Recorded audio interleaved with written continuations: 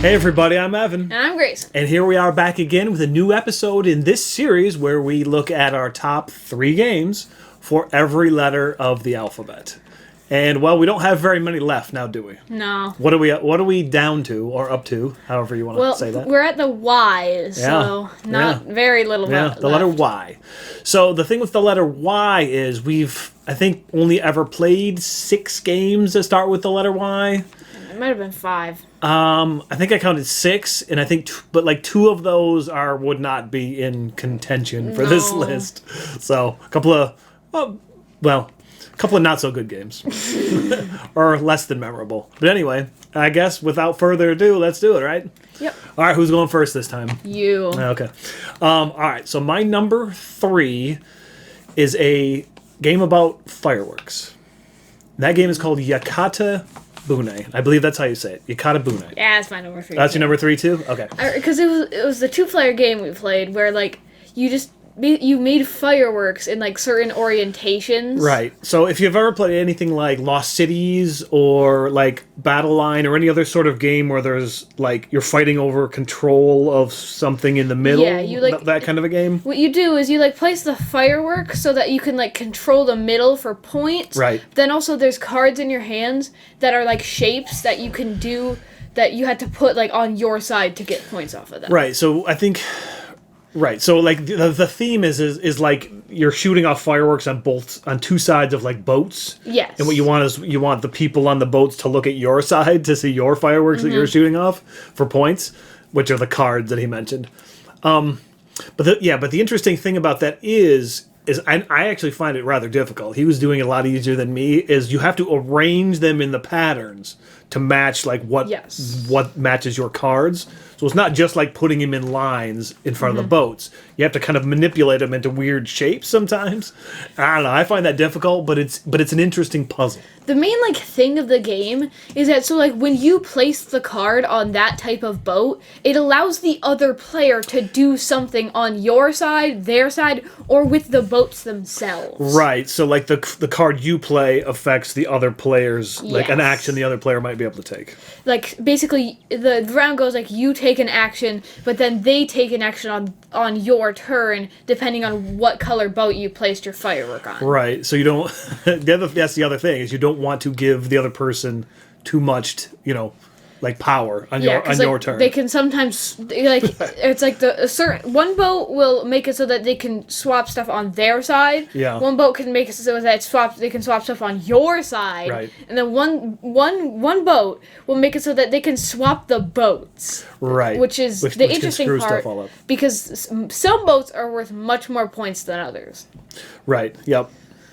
And then I think it's when all the boats are all at one boat or whatever it is. I think it's all but one boat. Have a token on it of which side of the boat they're looking at. Yeah. Game's over. And then whoever scores the most points by the boats, and then the cards that you've scored wins. Yeah. It's a fun, interesting little game. Especially if you like that sort of a 2-player back and forth.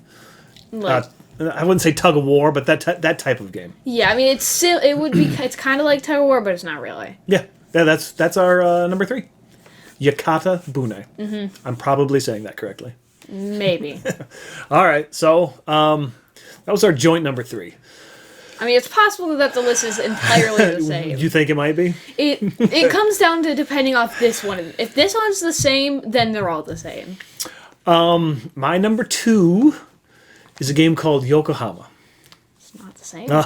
Okay, so Yokohama, this is the one I'm going to need help describing because it's like in like this formative period in Japan where you're basically just like traders or you have like shops or something where you are. The theme is kind of loose, but I know. like you're okay, just like I think you're like managing things. So you're like trading goods, trading and selling goods or whatever, right? But you're also like getting technologies and like, you are, but I think that's like you're improving your sales or whatever. Anyway, so it has a really cool table presence. I know, and also I know there's a new version coming out, and I know the art maybe didn't look as good. I like the art in the one we have.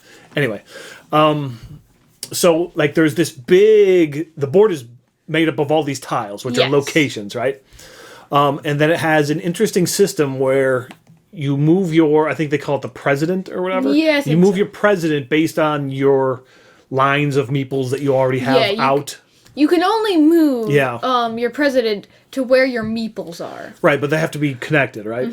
So so there's an interesting sort of like action chain that you have to set up in order to do what you want to do. And then you can either place, but depending on how many meeples you have in that spot, depending on how powerful you can do that action. Correct. And you can either place 3 meeples in a 3 meeples on different spaces, or 2 meeples on a single spot. Yeah, right. Okay. I think it's a really fun game. It is kind of like a game that you have to concentrate at because yes, definitely. you have to plan ahead of where you want to be able to send your president. And then the tiles and the board are always going to be in different order too. So it's not. So sometimes it can be much different than what it's. The replayability is good. Yeah, I was just thinking of the last game we played where there's the tile that you can go anywhere from was in the bottom corner. But I mean, then again, you do have to pay $1 to go anywhere from it, so it's kind of like a good thing, but it's also a bad thing. Yeah, I don't know. I was just thinking about that. Yeah. I don't know. Like I said, I think there's a new version coming out with new art because it's been out of print for a little while. The company that picked it up here, TMG, is long out of business. So, at this point, anything else you want to say about Yokohama? Well, that was not. Oh, that was my number 2, not yours. Yes. Okay, so then that's my number 2. What was your number 2? My number 2 was Yinyang. Okay. Which was, I mean, I remember, like, basically, you would, like, go around and you wanted to, like, make, like, claim houses, and, like, you would claim the resources from the things. Sure. And, like, you had, like, the coins, which you could assign to the different spaces on your board that would, like, would do your action, which would decide your actions. Yeah, okay. So, back up a little bit. It's basically an area control game. Yes. But yes, there's this interesting action programming system that uses those coins. So there's also a gimmick in this game. Yeah. What's the gimmick? The turtle. Yeah, there's this metal turtle shell that you put the coins into for like divination. Yeah, and which will decide like which spaces which spaces are blocked, like but what also actions you can't do. Well, yeah, and also which actions you can do. Yes. Because then you put these metal coins in this metal turtle shell, shake it up, and then they come out on either side, like the yin or the yang side of the coin. And depending on that, we'll show if you can we'll block a single action on both types of things.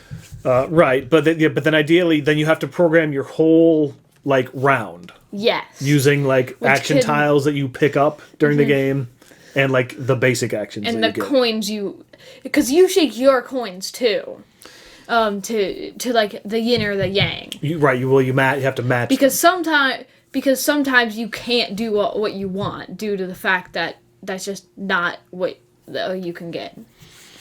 Right, so I think it's an interesting game where you are programming your whole round, and if you plan it right, you have a good round where you put out control lots of areas. And then there's one other interesting thing, and that's with the scoring tiles. So you kind of can program your own scoring. Yes, because to score the certain things, you have to have gotten the resources from the board to put them in a certain line to be able to score them. Right. So they're crystals in the game. I don't know why they're crystals. I feel like they could have been something else.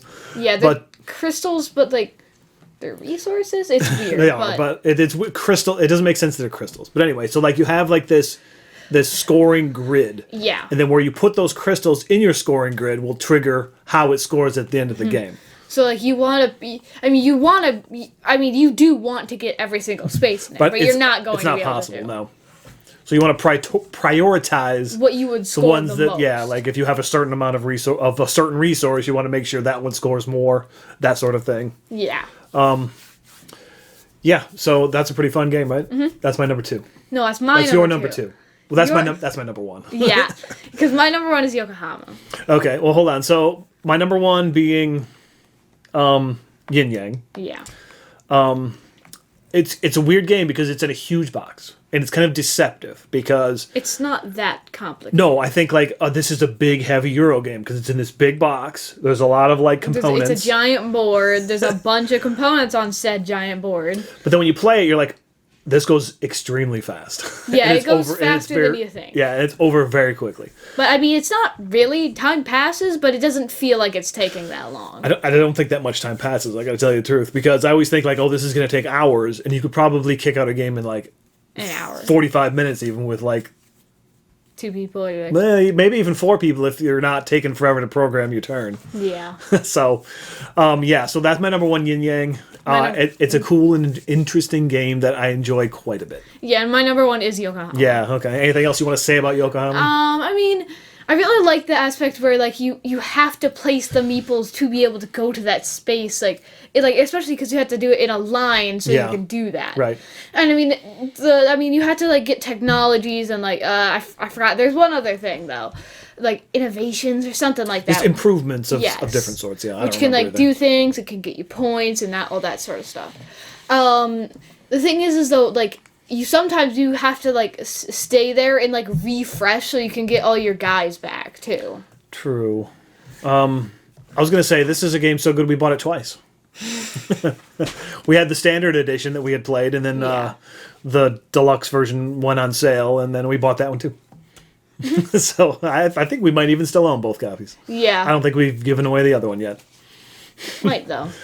All right. Well, hey, that was it. Yeah. I'm I almost thought you were gonna pick Yeti in the House. No. I thought that might make your list. Okay, here, let's see here. We have a dishonorable mention, the Yogi Bear game. We played this on the live stream, and it was completely broken. It was absolute garbage. You could literally just win the game and not have any negative effects. Yeah, it was. Yeah, I don't even understand how it was a published game because it was so broken. It's extremely broken. Who play tested this? Nobody. Somebody just threw some rules on Yogi Bear and like said a baby and a old grandpa that doesn't remember anything. All right. Yeah, no, that wasn't going to make anybody's list. No. Come on now. But yeah, I'm surprised you didn't pick Yeti in the House, though, because... I mean, it was fun. It's fun, but I was going to say it's not so much a game that it is an activity, correct? Okay. Definitely. I was going to say that, but you didn't pick it anyway. So, Yeti in the House. Not on the list. But it was still pretty fun. Okay, well, that wraps up our top 3 games that start with the letter Y. Second to last one. What did you think? Do you have any games that start with the letter Y? That's a good question. I believe there's quite a few out there that we have not played. We just don't have that many. Okay. Yeah, there's 1 episode left. Next, Can you believe it? Z's. Z's going to be a fun one because we have more Z games than you might think. Yeah, it is true. Yeah, and then after that, tune in for something special. Wait, what? Yeah, all right, well, hey, everybody, we'll see you next time. Bye. Bye.